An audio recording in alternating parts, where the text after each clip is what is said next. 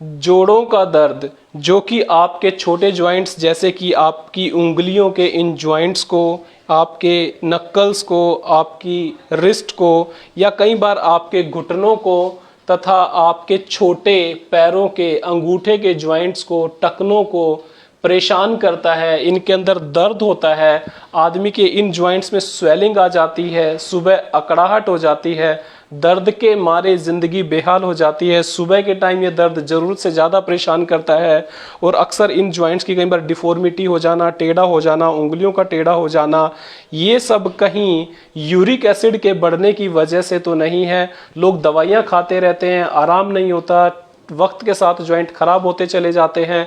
ये बीमारी गठिया की वजह से तो होती है, मगर लेकिन कुछ लोगों में इसका कारण गाउट या हाइपर यूरिकसेमिया या यूरिक एसिड का हमारे शरीर में ज़रूरत से ज़्यादा बढ़ जाने की वजह से होता है, जिसके अंदर हमारे जो जॉइंट्स हैं उनके अंदर की जो बारीक कार्टिलेज या बारीक चीज़ें होती हैं उनके अंदर यूरिक एसिड के क्रिस्टल जमने लग जाते हैं, जो हर मूवमेंट पे दर्द करते हैं।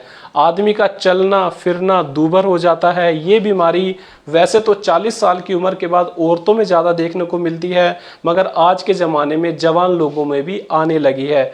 आखिरकार ये यूरिक एसिड क्या चीज़ है, हमारे शरीर में कहाँ से आ जाता है और किस प्रकार हम केवल अपनी डाइट को चेंज करके, आपको मैं वो चीज़ें दिखाऊंगा जिनको खाने से और जिनको ना खाने से हम इस बीमारी से बच सकते हैं और अपने जॉइंट्स की जो हेल्थ है उसको बना के रख सकते हैं। उसके बारे में विस्तार से हम बात करेंगे। यूरिक एसिड एक ऐसी क्रिस्टल की जैसी चीज़ होती है, जो छोटे छोटे दाने होते हैं जो हमारे खून में होते हैं, जिसका नॉर्मल लेवल 2 मिलीग्राम से लेकर 6 मिलीग्राम के बीच में होता है। और ये हमारा एक नॉर्मल मेटाबॉलिक प्रोडक्ट है, जो कि प्रोटीन या प्यूरिन वाले खाना खाने से ब्रेक डाउन होता है और हमारी किडनीज के थ्रू यूरिन से बाहर निकलता है।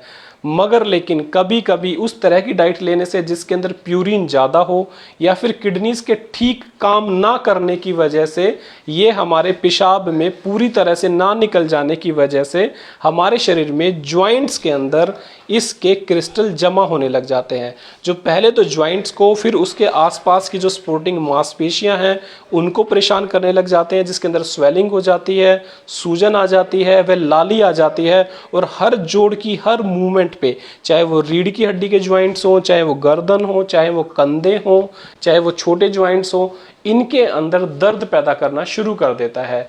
तो प्यूरिन रिच वो फूड कौन से हैं जिनको, यदि आपको इस तरह के सिम्टम है और आप अपना यूरिक एसिड का टेस्ट कराते हैं और वो 6 मिलीग्राम पर सेंटीमीटर से ज़्यादा आता है, तो ऐसे के अंदर मैं आज आपको दिखाता हूं कि वो डाइट जो आपको अपनी ज़िंदगी से तुरंत निकाल देनी चाहिए, ताकि उस चीज़ से हम लोग बच सकें।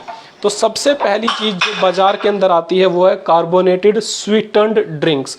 वो ड्रिंक्स जिनके अंदर कार्बन, कैफीन की मात्रा होती है, साथ में खूब सारा शुगर घुला होता है, वो सब अल्टीमेटली प्यूरिन में कन्वर्ट हो जाते हैं। इसके अंदर प्रिजर्वेटिव होते हैं जो कि हमारे शरीर में यूरिक एसिड की मात्रा को बढ़ाते हैं। तो वो लोग जो डिब्बाबंद कोई भी चीज़ है, चाहे वो कोल्ड ड्रिंक्स हैं, चाहे वो प्रीपेड जूसेस हैं, उन सबको, डिब्बाबंद जूसेस को बिल्कुल बंद कर देना है। या फिर डिब्बाबंद खाने की भी चीज़ें, चिप्स हैं या फिर कोई भी इस तरह की नमकीन चीज़ें हैं, वो हमें अपनी ज़िंदगी से हटा देनी है। इसके अलावा सफ़ेद मैदा भी उसी तरह का काम करता है, जो हमारी बॉडी में यूरिक एसिड के प्रोडक्शन को बढ़ा देता है। इसके अलावा वो चीज़ें जो कि अंडा, मांस या मछली या सी फूड से आते हैं, इन लोग चीज़ों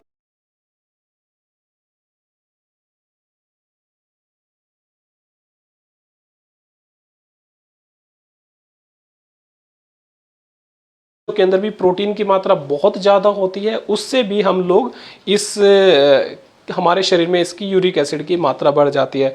तो मांस, मीट, अंडा, मछलियाँ या और सी फूड्स को बंद कर देना चाहिए उन लोगों में जिनके यूरिक एसिड की मात्रा होती है। इसके अलावा जो दालें होती हैं, दालों के अंदर भी प्रोटीन की मात्रा काफ़ी ज़्यादा होती है, मगर लेकिन इनको बंद करने की आपको ज़रूरत नहीं है। दालों का जो सेवन है वो लिमिटेड किया जाए। ऐसा नहीं कि आप दिन रात दाल ही खाते रहें, आपको अपने खाने के अंदर सब्जियां, वेजिटेबल्स यूज़ करनी है, पर दालों की मात्रा नियमित रूप से कम कर देनी चाहिए। गोभी, बैंगन भी एक ऐसी सब्जी मानी जाती है, गोभी, बैंगन, पालक, जिसके अंदर यूरिक एसिड बनने की मात्रा ज़्यादा होती है, तो उनका प्रयोग भी मोडेस्ट मात्रा में करना है। तो वो क्या चीज़ें हैं जिनका सेवन हमें खूब करना है? तर, ये जो खीरा है, ककड़ी है, या फिर जो खरबूजे हैं, या फिर मूली है, गाजर है, इस तरह के जो सब्जियां हैं उनके अंदर खूब सारा रफेज होता है और ये यूरिक एसिड के प्रोडक्शन को बंद करती हैं।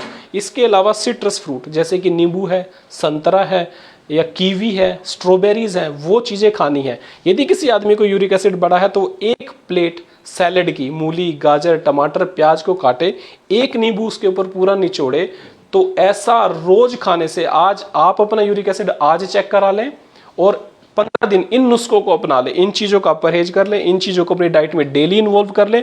15 दिन बाद आप देखेंगे कि आपका यूरिक एसिड नॉर्मल हो गया है। जॉइंट्स के जो पेन है, कंधों के हैं, घुटनों के हैं, शरीर में एक अलग तरह की अकड़ाहट है, एक अलग तरह की थकान है, जो आप खाट से सुबह उठते तो लगता है आपके अंदर आलस है, वो बिल्कुल साफ हो जाएगा। और पानी, जैसा कि मैंने बताया, यूरिक एसिड किडनी से हमारे शरीर से बाहर निकलता है। पानी की कम से भी कम 3 से 4 लीटर पानी रोज आपको पीना है।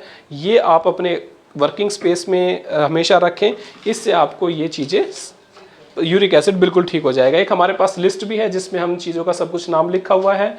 यूरिक एसिड के मरीजों को विटामिन सी वाली चीज़ें जैसे कीवी, स्ट्रॉबेरी, चेरी, नींबू, टमाटर ज़्यादा लेने हैं, ज़्यादा ऑलिव ऑयल का यूज़ करना है, ज़्यादा पानी पीना है, सब्जी में खीरा, तोरी, टमाटर, मूली वगैरह लेने हैं।